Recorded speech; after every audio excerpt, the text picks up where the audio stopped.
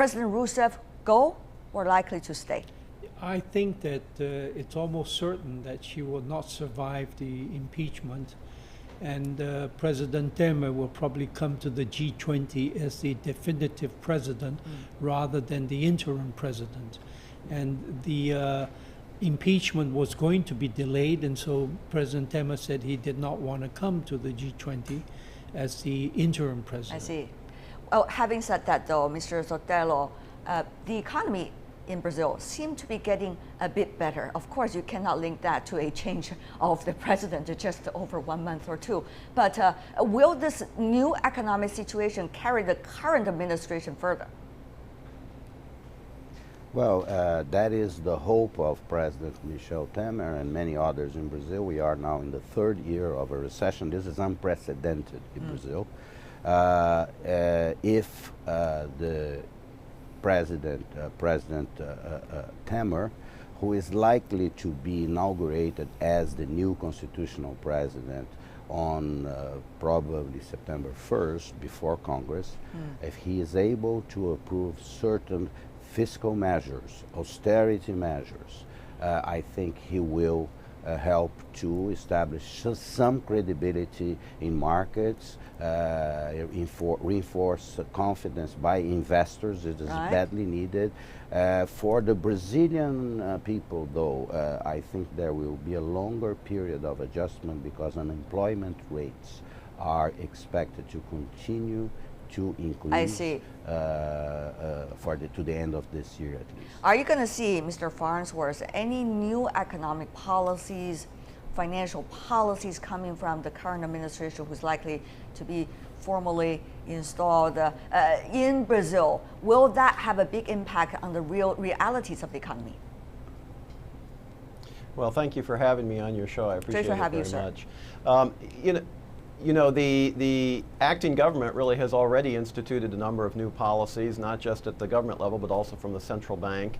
And so those are beginning to have an impact.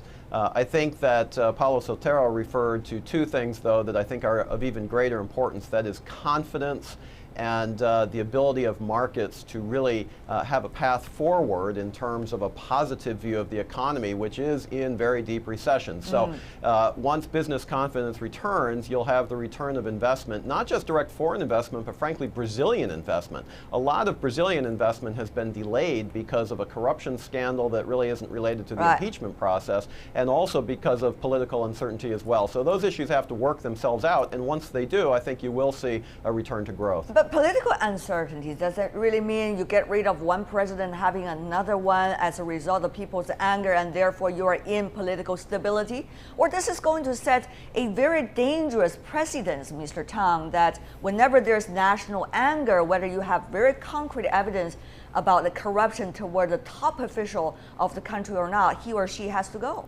Well, I think that one of the things that Brazil must do, and there's a lot of talk about it, is to switch to a parliamentary system whereby if there is a lot of anger, the government does go without big trauma. And I think that once the impeachment is defined, the economy will grow again. The Temer government has some very good policies stated. They have some very good ministers. And I think that they will be Brazil is an enormously wealthy country. Once the political instability disappears, the economy will grow. But Mr. again. Tang, I have to follow up on that. I mean, coming from Brazil yourself, you know how hard it is to change a political system. And therefore, when you're talking about having more powers with the parliament, that would really take some time. So will that mean further length of political instability in the country? Despite of the fact, yes, there is a revival of the economy to only certain extent. Well, I think that some of the stated policies of the government, like cutting costs, reducing the cost of the government to fit within the budget, to privatize all the companies. Right. One of the things I'm doing here is precisely to attract more investments to Brazilian Yeah, privatization. but Mr. Tang, I'm talking about the political system. You talk about instill more powers to the parliament, but that takes time. Sure. And that certainly also takes a constitution as well as legislative changes. So will that be done on time to make sure people really have confidence of so-called stability inside your country? I think confidence has already grown because, President Dilma has stated some policies that gives confidence to the business environment and the investors. Okay. Mr. Sotero, is confidence more important when it comes to economic and business ties, or is confidence also important in the political stability? Are these two working with one another, or should we separate them in the circumstances of Brazil? Mr. Sotero. Well, the political side of this crisis is the most important, actually, although the economic side is what you see, mostly through unemployment, anxiety, etc. For a parliamentary system to be established in Brazil, it's probably a very good idea, defended, supported by many very well-informed policymakers and statesmen in Brazil. But in order for that to happen efficiently and effectively, we have to undergo a political system reform. We have built in Brazil a political system that is self-serving, that is not really responding to the interest of the country. The difficulties of addressing the fiscal issue in Brazil resides precisely in this political system that represents powerful interest groups in society. And we have to address this. We will address this in democracy, in debate, over time. This is a crisis that will probably going to last 3 to 5 years. All right, and final question for the other two panelists. One is coming from the United States, the other is also working on Brazil-China business ties. So what kinds of projects, under the current circumstances, will flow to Brazil? What kind of project will go back on track despite of the previous turbulences in the country of Brazil? Let me have Mr. Tang first, and then I'll have Mr. Farnsworth. Yeah, well, the Chinese companies are investing massively into Brazil because everybody realizes that once the political instability ceases with the definition of the impeachment, the economy will rise again.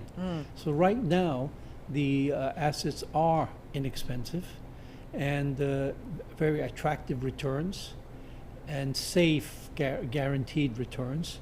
So you take a company like China State Grid, it's buying massive amounts of power and energy companies in Brazil.